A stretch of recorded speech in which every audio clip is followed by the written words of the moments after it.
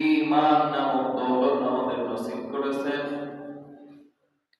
এবং সেই মহান রব্বুল আলামিনের গোলামি করার জন্য আজ এই পবিত্র জুমায় নামাজ আদায় লক্ষ্যে মসজিদে আসার বসার তৌফিক দিলেন। কালিমাতুল শুকর জবান খুলে সকলে বলি আলহামদুলিল্লাহ।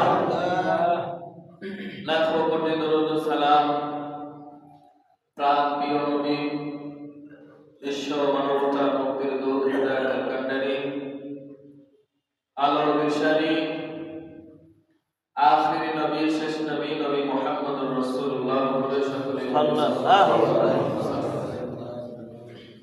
মুআজ্জাজ মুহতারাম আমার প্রিয় ও সম্মানিত মুসল্লিয়ানে আযম, আমি কোরআনুল কারীমের সূরা বনী ইসরাঈলের প্রথম আয়াতে কারিমা তেলাওয়াত করেছি এবং একটি হাদিসও পাঠ করেছি।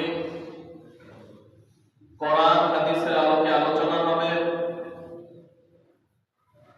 আল্লাহ তাআলা আমাকে আমলের নিয়তে আলোচনা করার, যারা আমরা শুনছি আমলের নিয়তে আলোচনা শোনার ধৈর্যের সাথে শোনার তৌফিক দান সকলে বলি আল্লাহুম্মা আমিন। আলোচনার বিষয়বস্তু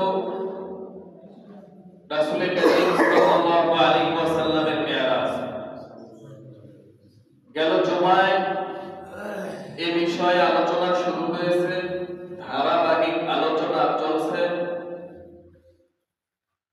আমরা গেল জুমায় আলোচনা করেছিলাম রজব মাসের 27 রজনী 27 তারিখ রাতে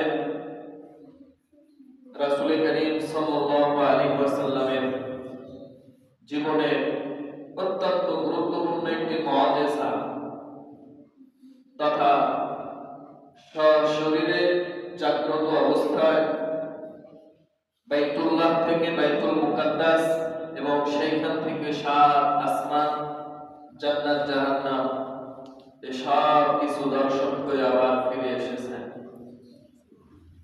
তো সহিহ হাদিসের আলোকে আমি আলোচনা সর্বশেষ হয়েছিল